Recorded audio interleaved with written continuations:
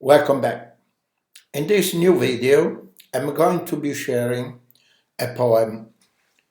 It's an interesting poem who was written by an Indo-British writer, Rudyard Kipling.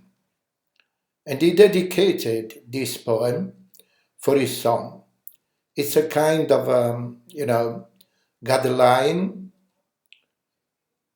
in order to, to live a life, a noble life, an honorable life, with emphasizing the value of a virtue, passion, responsibility, integrity, and perseverance. And this is the poem I want to share with you.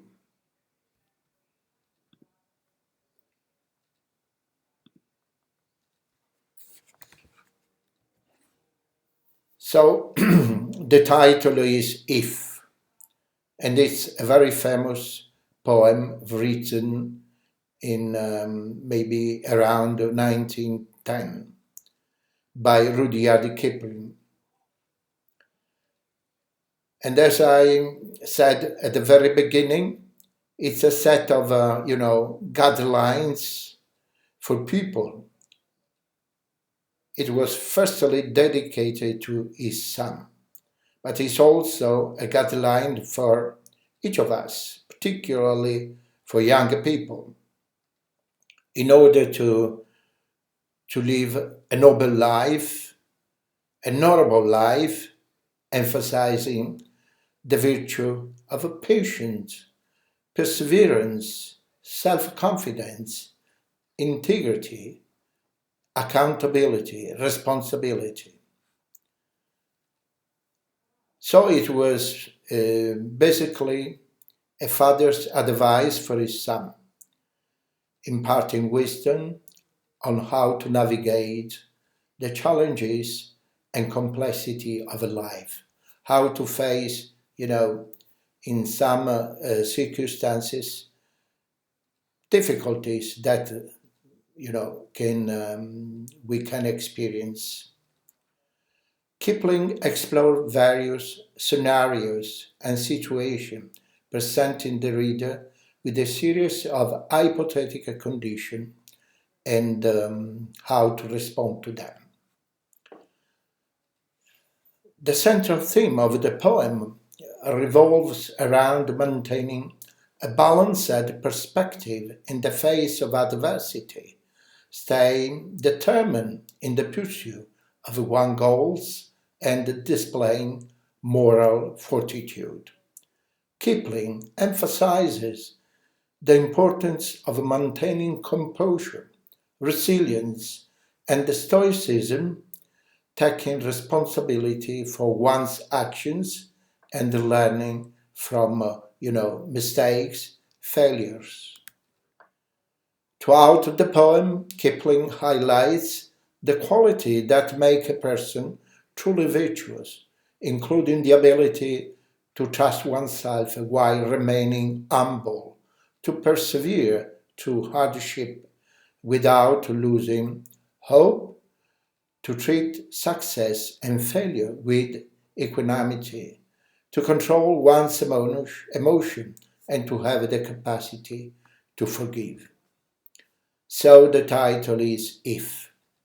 I'm going to read a couple of stanzas of this poem, and then to try to explain the meaning. If you can keep your head when all about you are losing theirs and blaming it on you. If you can trust yourself when all men doubt you, but make allowance for their doubting too. In these two stanzas, the poem tell us, and particularly his son, that he should keep calm and patient when the others do fail and put the blames on him. He advises his son to be composed, to be patient. When others question him, he should have a faith in himself. He should, however, also allow for their skepticism and make an effort to comprehend what prompted it. The other two stanza. If you can wait and not be tired by waiting or being lied about, don't deal in lies. Or being hated, don't give way to hating. And yet don't look too good, nor talk too wise. The poet says that one should wait patiently for success and should never be tired by waiting, because success comes to those who work hard and remain patient. He tells his son that other people will often tell him lies. However, he should never lie in his life and always should remain truthful. Others will hate him, but he should never hate them back, and rather he should spread love. He also advises, him to neither look too good nor talk too wise, because if he acts upon all the advices that the poet gave, he will look too good and wise among common people.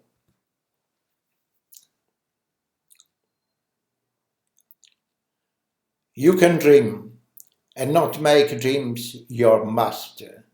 If you can think and not make thoughts your aim. Every one of us should dream, but never make the dream our master.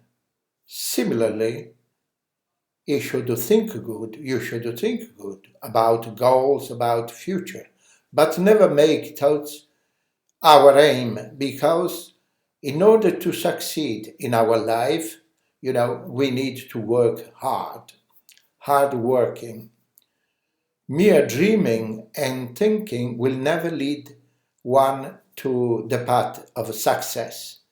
So, one should dream of goals and think of a better future, and at the same time should work hard in order to achieve them. You can meet with triumph and disaster and treat those two impostors just the same. The poet says that one should meet with triumph and disaster, but should treat those two impostors, just the same. And he wrote these two words, triumph and disaster, with capital letters. And this is too extreme in our life, because he says that, why he considers they are imposters, because he considers something like fake. Because triumph and disaster make one person extremely happy, the first one, but also miserable, the second one, disaster. However, they are not long-lasting, so one should not take them seriously. You can bear to hear the truth you've spoken, twisted by knaves to make a trap for fools, or watch the things you gave your life to, broken, and stoop up, building them up with worn-out tools. The poet says that one should always speak the truth and should also have the courage to face it when it is misused by others in order to mislead others. He should also have the courage to see the things built by him in broken condition and try to rebuild them with worn out tools. You know, literally worn out tools means that tools are seriously damaged. But in this context, the meaning is you have to try to rebuild things that are broken, and you have to try to rebuild with the energy, with the skill that you have. You can make one heap of all your winnings and risk it on one turn of a pitch and toss, and lose and start again at your beginnings and never breathe a word about your loss. You can gather, you can pile up all your achievement, but also you have to, be aware that you need to take in some circumstances some risk.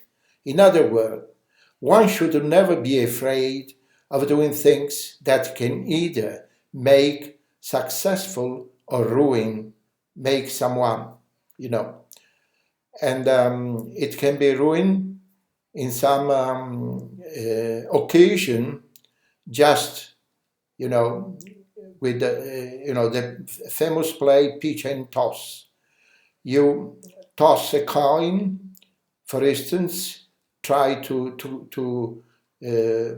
toss the coin on the ground where there is a sign and try to get close to the sign. But you may fail to do so, so you can be considered a loser. If one fails after taking big risk, he should start again from the beginning without taking or say anything about the loss to others. One should try and try until one succeeds.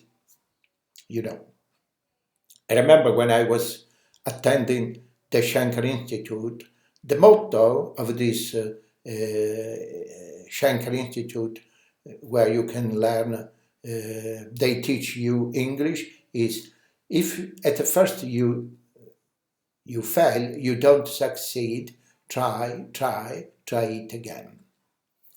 If you can force your heart and nerve and sinew to serve your turn long after they are gone, and so hold on when there is nothing in you except the will which says to them, hold on. The poet says that one should use his heart and nerve and sinew. Here sinew has to be considered courage.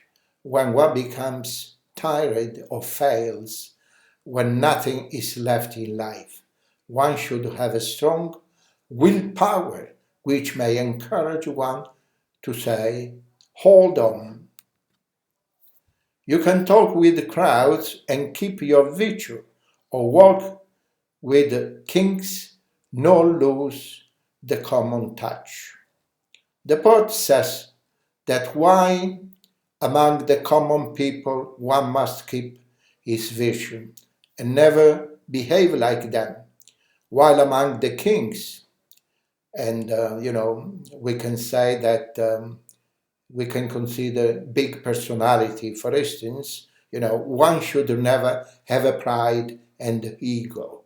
In other words, when one is poor, he should keep his virtue, and when he becomes rich, he should never ego. In other words, self-esteem of himself, self-confidence, self-image. If neither foes, no loving friend can hurt you, if all men count with you, but none too much. The poet says that neither foes, enemies. No loving friends can hurt one because everyone has principles, ideals, hold these principles, these ideals. One should never give up them. People will often remain dependent on him, but he should never allow them to remain completely dependent on him. The poem may also be saying that one should never give other too much importance, or else he will get emotionally attached to them, which will hurt him in the future. And this is extremely important. If you can fill the unforgiving minutes with 60 seconds worth of distance run. He is advising us that with every minute that we are given, we should make the most of it instead of wasting time, because time never comes back. It is gone forever.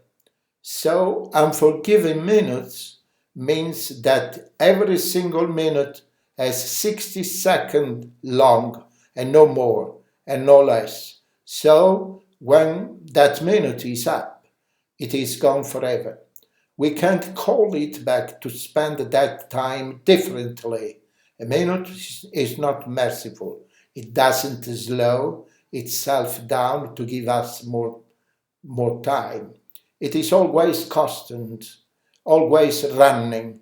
The poet advice is to fill every minute with the 60-second worth of distance run, or to get and try to get as much good effort, energy, and distance out of every minute that we are given. And this is the last part, the last stanza, the last two lines.